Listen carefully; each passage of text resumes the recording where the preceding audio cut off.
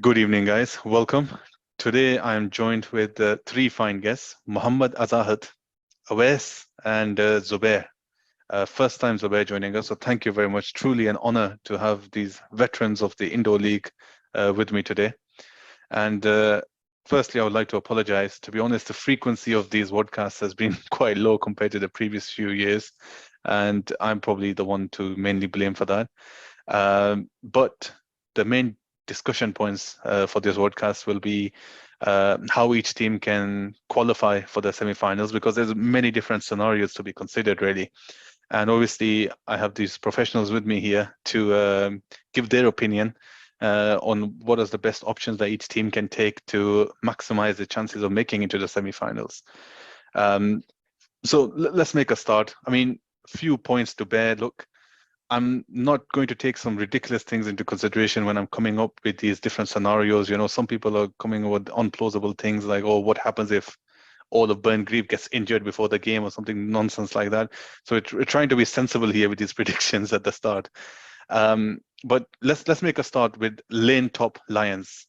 Um, they put on a thoroughly impressive performance against Firth Park Warriors, after which I have absolutely no idea what happened, but they had probably the complete opposite performance against Burngreave Tigers. I mean, I remember I got there early because I was hoping to commentate on the game, but when I got there, the second innings had already started. So that was quite a surprise to me, to be honest with you. But assessing their situation and where they stand currently on the table at the fifth position, I mean, thanks to Hamza Hussain, first of all, for this fantastic PowerPoint. He made full use of his GCSE PowerPoint skills, as you can see, to create this visual effect. But as far as their standings are concerned, the real pointer here is their net run rate, which is a minus 0.9683. And a huge contribution towards this is probably their last game, which didn't go to plan, as I've mentioned. So for Lane Top Lions to have any chance of making it into the top four, firstly, they need to make sure that they win against Fairvale by a significant margin. Because if you look at the current run rate between them and Firth Park, there is a substantial difference. And if, for example, they do win against Fairvale, but Firth Park also wins the game, that could cause a tricky situation, because then it will come down to who has a higher net run rate. So unless they beat Fairvale by a good margin, their fate will still be in the hands of whether Burngreave Tigers can beat Firth Park Warriors. So that's going to be quite interesting. And now I would say I'd like to bring in some of the guests when we talk about what are the key matchups between Lane Top Lions and Fairvale Falcons. In my opinions, when I was looking at the squads, I personally feel the main issue will be how will the opening batsmen of Lane Top Lions, who've been carrying the team, let's be honest, throughout the tournament, Haroon Tariq and Daniel, how are they going to deal with the left arm swing pace of Fairvale? And of course, the premier bowler, Azahat himself. And you have Naseem bowling in significant pace and those cutters. So Zubair Halik, someone I think who probably for the past 6-7 years I've seen you play, holds the most amount of control over the bowling of left arm swing bowlers in the form of Zahat. What advice would you give to these opening batsmen to play left arm swing and pace? There's not much to say. I know Azad does have significant control when he's bowling. It's very slow in the air, swinging in. It's quite hard to try and get runs off him. But I would say to these batsmen, just take your time. Don't try rushing. Don't play across the line. Play as straight as possible because he's going to target the stumps no matter what. And then you just got to watch out for that cutter that he bowls. I think if Lane Top needs any inspiration, they need to watch their game against Firth Park Warriors, because they weren't batting aggressively at the start. And just the presence of Daniel and Haroon being there was causing Firth Park to make errors. And I mean, I know Danish went a bit over the top with 13 wides. That's a bit excessive.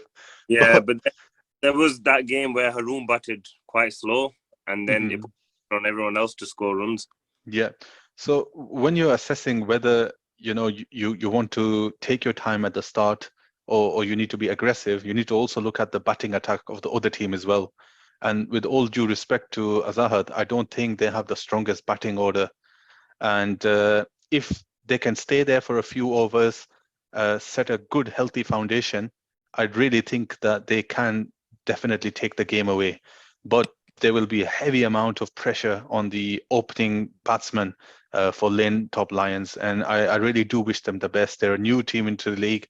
It's always difficult when you're new, and someone like Husnain, first time, I think, playing with all these new rules, taking the dimensions of the new hole into account, the way the ball behaves.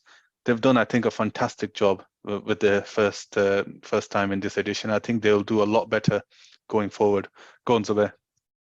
I mean, Lane Top, well, Fairvale haven't got the worst of batting. I mean, Naseem's there. He does go after the bowlers, so it puts the bowlers off the line. But their biggest disappointment this year has been Mazhar Sharif. He's not really made many runs this year, so that's a big worry for them.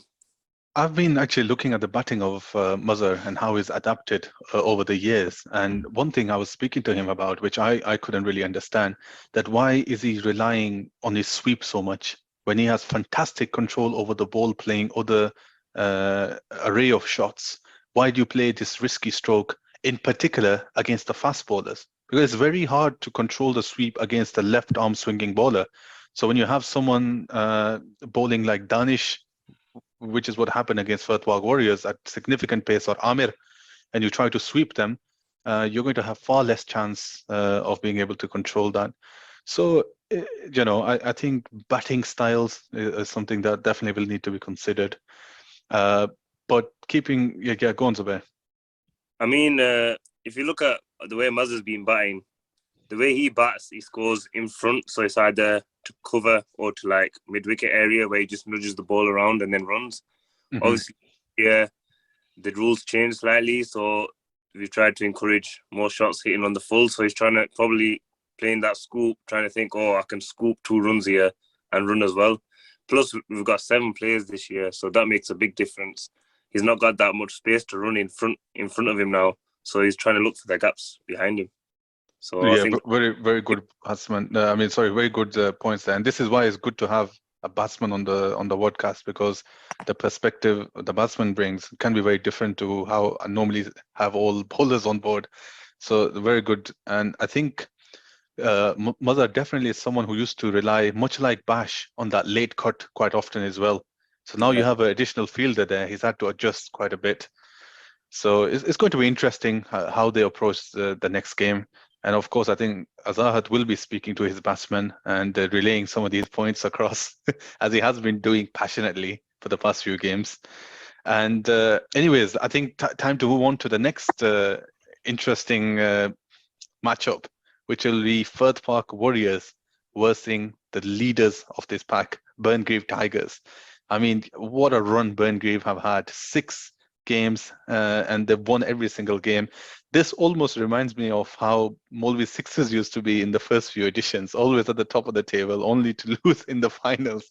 So, I mean, this is fantastic to see a young captain who's taken over, and, he's had a significant impact on his team.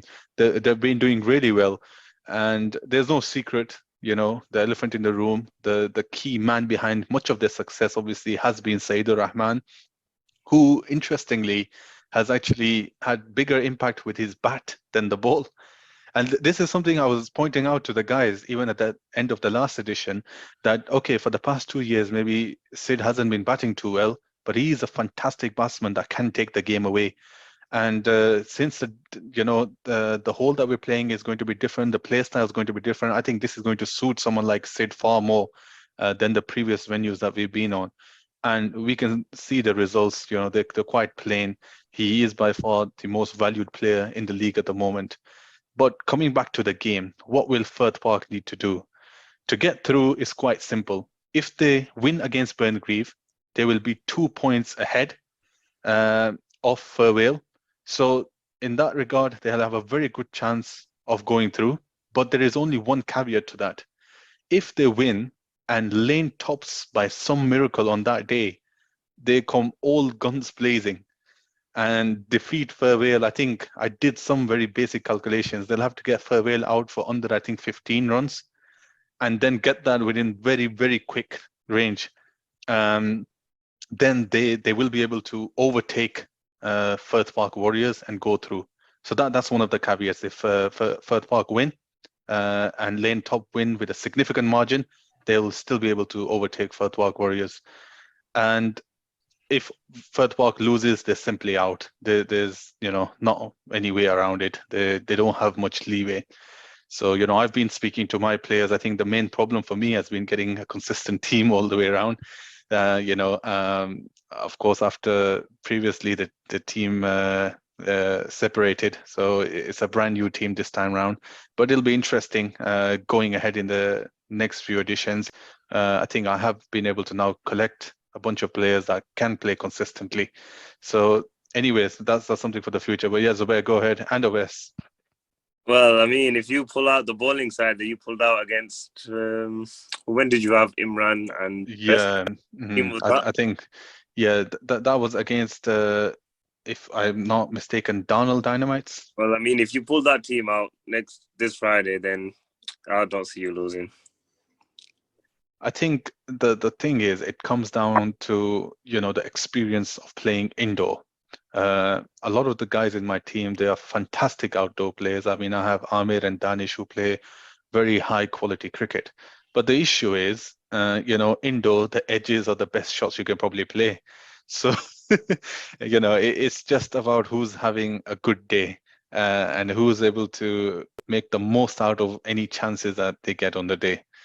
It'll definitely be a very, very interesting game. I think this will probably be the most interesting day of the edition. Go ahead, Owais. I mean, I agree with you there. As you said, it's going to be a very interesting day for all teams. But just one point, as you said, you didn't have a team at the start. Compared to Lane Top and Fairvale, they both had, at the start of the tournament, they both started very well. Whereas Firth Park, as your team, you didn't have the best of starts. But now, just as we agreed in the past editions, we didn't get off to a great start. Now you've kind of picked it up just towards the back end when you really needed it. Your teams come together, and just seeing the past couple of games, the way they've gelled, it's working. I mean, obviously, there's people out from outside are going to say, why are you not batting this person here? Why are you not batting this person there? But end of the day, you guys are winning the games that you need to win. And now I think Firth Park Warriors are in the best position out of the other three teams to be qualified for the top four.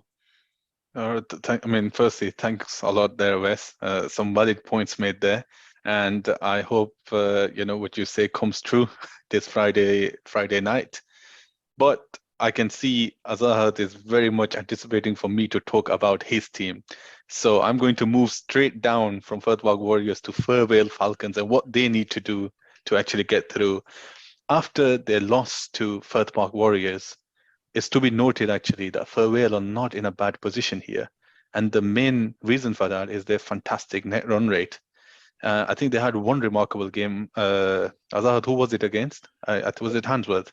No, it was against Donald Dynamites. Yeah, against Donald, which I mean, it's really done them a huge favor. So for them to be able to get through, firstly, they need to win against Lane Top, and Firth Park needs to lose against Burngreave. Obviously, the main point for that is if they win against Lane Top and Firth Park don't lose, then Firth Park will just have 2 extra points. So even though Firth Park will have a lower net run rate, they'll go through based on having more points. And the second point is the elephant there on the points table, the Pagewell Panthers. Even though Fairvale Falcons have a good run rate, is nowhere near as good as Pagewell Panthers. So, the only way they could actually overcome, they can't. They're on 4 points. There's no way they could overcome Pagewell Panthers' points. So, yeah, unfortunately, this is, your only way of getting through, scientists. And I do wish you the best of luck. I think that there is a high possibility that with having a more experienced squad, you could, overtake Lane Top, and Firth Park are going to be facing the number 1 team. So you do have very good chances of actually making it through. Now, finally coming on to Page Hall Panthers. I mean, what a fantastic addition they've had. They probably have some of the most experienced indoor players, not just in our league. They've been playing various different leagues, and by God, they've made fantastic use of that experience. For them to go through, they just need to win against Pittsmore Avengers. There's a very small chance that they don't go through, and the only way that will happen is if they lose against Pittsmore by a very big margin, and Lane Top and Firth Park both have to win by a huge margin. The chances of that happening are very, very low. So, all in all, they are pretty much through. There's a 99% chance that they are pretty much through. So, I mean, these are the different possibilities.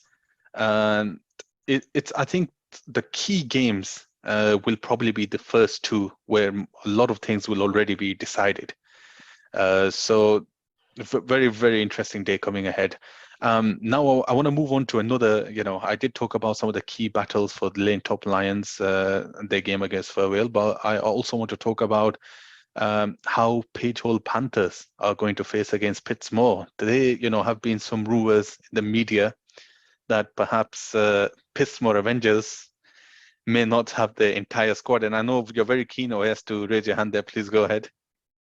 I think you're on mute, by the way. I mean, as you said, the media, there's some rumors going out there, and we will hear better from one of their players, Zubair. He'll be able to confirm this for us. But yeah, there's news that Pittsmore won't have their full strength squad. The couple of them will be away. So I think that 99% is truly in Pedro's favour here, because they're known to make upsets, and there was a matchup, if you remember, from the last edition in the semi-finals. It was Pittsmore, they were called Darnell, but it was Darnell versus Page Hall, and what a close semi-final that was. It just shows that the Page Hall are a team that you don't want to underestimate. You don't want to underestimate any team, to be fair, but they are a team you can't take lightly. They have experience, as you said. They've got one of the best indoor bowlers in Jawad Salim, who on his day can make anyone look like a beginner. So with their key players missing, will it cause an upset? And you know what? Can it get momentum to the other team? For example, if Pittsmore are not able to gather a full squad and Page Hall have a fantastic day on the pitch, maybe they'll have a lot of momentum going behind them if they are to face each other again, potentially in the semi-final or final.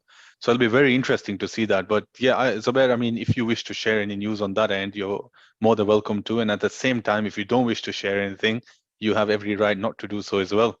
There's absolutely no pressure for you to, have to leak this key information, really.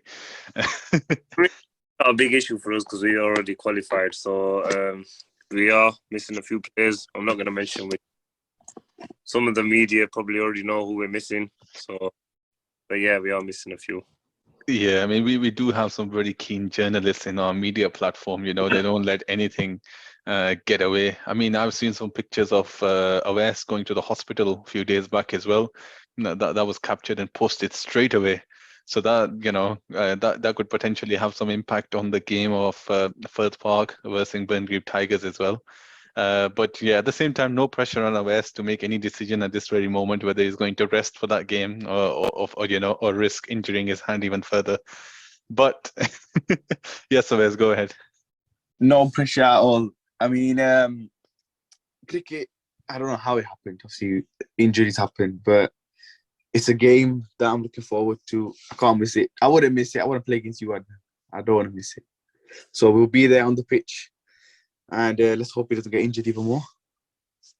Yeah, I mean, this reminds me of what Zubair did in the semi-final against your team, to be honest. His hand was pretty much about to fall off, but he was able to whack a few sixes and fours. So that was a fantastic day outing. Maybe being injured is a blessing in disguise, because you play more cautiously as a batsman and you value your wicket more, because, you don't want to get injured at the same time. But I think another key thing I was thinking about before we started talking about the Vodcast was the game between Firth Park. When Firth Park will be playing against Burngreave Tigers, how will the opening batsman for Firth Park will be able to deal with the opening bowling of Saidur Rahman, who, the leading bowler against the leading run scorer, the youngster in our team, Fussy. And, someone who's played Saidur Rahman, of course, I don't want to be talking constantly. You guys have faced him throughout. What advice would you give to a youngster that's facing this spinner that can turn the ball both ways at good pace? How should you negotiate him or deal with him? Go on, scientist. Firstly, obviously, it is going to be a challenge for Fasi because he's coming up against Said Rahman. I think what we've seen throughout the games that have gone ahead is a lot of the batsmen are being extremely cautious against Sid. And while he is a fantastic bowler and he's produced some absolute rippers, me personally, feel free to disagree, but I feel the best way to go about playing Sid is just to play your natural game. Uh, not necessarily taking him on, but just remember that he is a bowler at the end of the day, and every bowler can bowl loose deliveries and bad balls. You just got to remember as a batsman that while a lot of the deliveries may be good deliveries, and you know what, you may not be able to score off them ones, but just to play that when the bad delivery does come, to make use of that bad delivery, it does put pressure back onto Sid. And from a personal experience, playing with Sid for such a long time, it is something that sometimes he does struggle with. If he bowls a bad delivery and it is punished, the delivery after tends to also be a bad delivery. So it's a continuous kind of run. That's what I've seen. So that's probably the advice I'd give to Percy. Be cautious. Obviously, be wary that you may might take a wicket, but if a bad delivery does come, and chances are there will be one or two in there. As good as it is, everyone makes mistakes, and just make sure that you put that bad delivery away when it comes. Wes, I saw you raise your hand. Go ahead. As Sid is one of my players, I'd like to disagree with scientists over there. Obviously, Sid, he's experienced. He's been playing indoor cricket for as long as I know. Obviously, even before I started indoor cricket, he's been playing.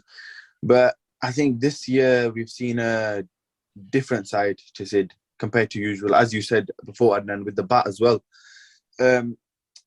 Obviously, he's not been hit this year, but when he has, I've been there standing in slips. When he has, he's been calm as ever. He's not taken any pressure, and the next delivery throughout this tournament, anyways, has just turned into a wicket. It's been, you hit me for a six, I get you our next ball. I think Sid's got a lot of confidence on with him. So, but then again, with First Park's batting, as you were saying, firstly, leading run scorer, that he's mashallah, he's doing very well. He'll be with a lot of confidence as well. So it'll be a good matchup between the two. Before I bring you in, Zubair, I think instead of looking at the stats and saying Saeed is, the leading wicket taker and he has the best economy, it's better to assess what balls he exactly delivers. So after he maybe gets whacked for a boundary, what does he bowl right after? And that's what a good batsman should do. He should be aware of what might come next and anticipating the delivery. I've personally noted quite often that if he does get hit, he tends to bowl that quicker yorker coming into the wickets, leg stump angle. So that's one of the key deliveries he has. He probably picks up with the most amount of wickets with this delivery. So these are the kind of things as a batsman you should be looking out for. Go on, Zubair. Yeah, I was just going to say the same. Whenever he does get hit for a boundary, he bowls that quicker one where it just drifts in the air and comes back into your leg stump. So batsman for Park, you just got to watch out for that delivery. And there's a few points I'd like to agree with scientists. I would say, yeah, you've got to be cautious. But advice I'd give to Fasi as a youngster was to play the ball as late as possible, because Sid swings the ball in the air and then when it pitches, it skids through. So I would say to Fasi, play the ball as late as possible. Yeah, Fasi absolutely astonished me, to be honest, and many of the players who've come on. He's been leading the charts with 149 runs. I think it's something we haven't seen before with this kind of strike rate and average. There are obviously two anomalies, Saqib and Fasi, who stand out really. Saqib, what an average of 59.5 as well. This is unheard or unseen of in indoor leagues. So these two guys have really been carrying their teams on their back. Go on, Azahat. We were talking about, key battles between the different teams. I think the key battle for Firth Park versus Bangreef is going to be Sid versus yourself, Adnan.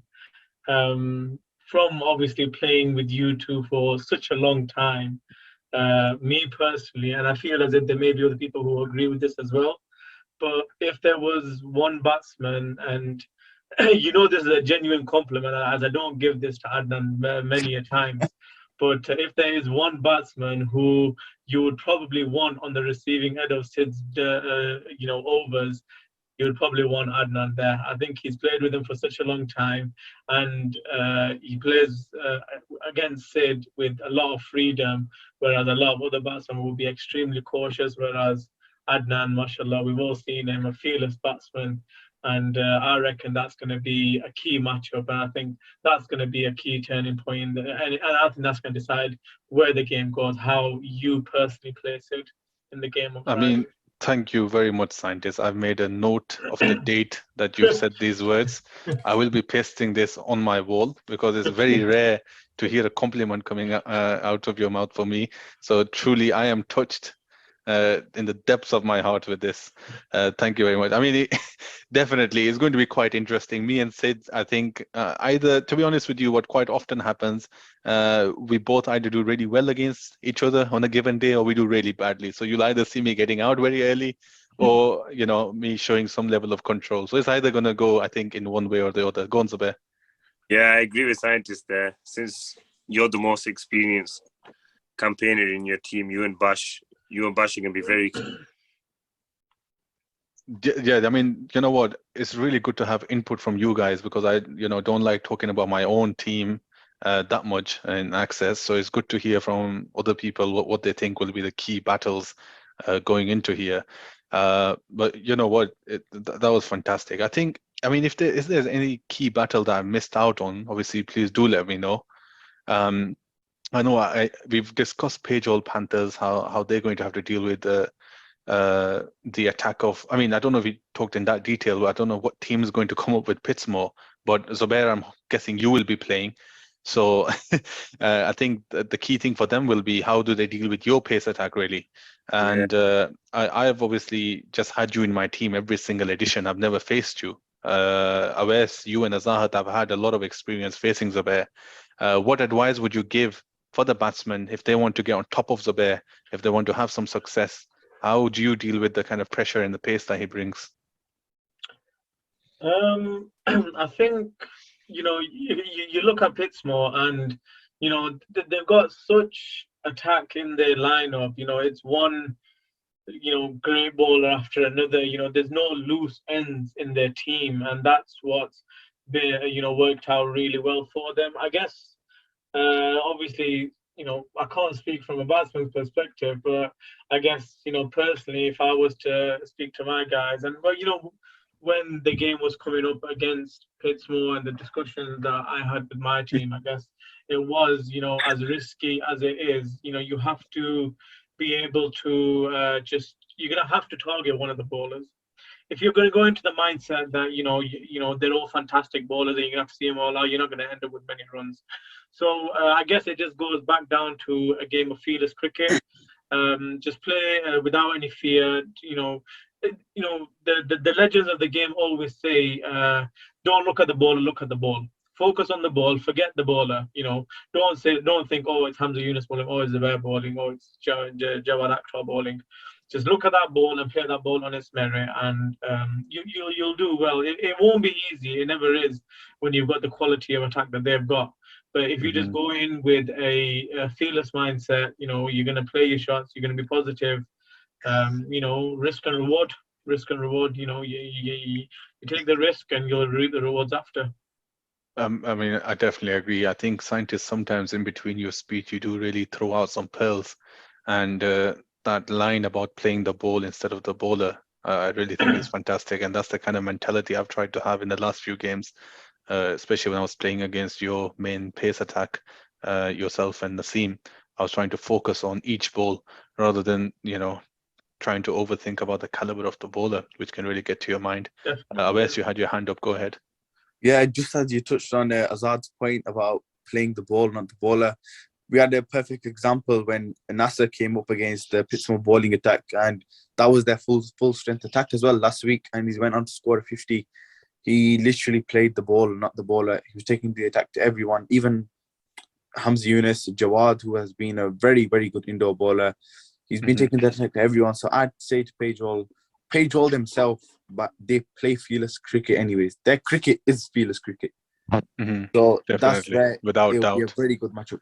And I don't know if any of you have noticed, but they love pace more than they love spin.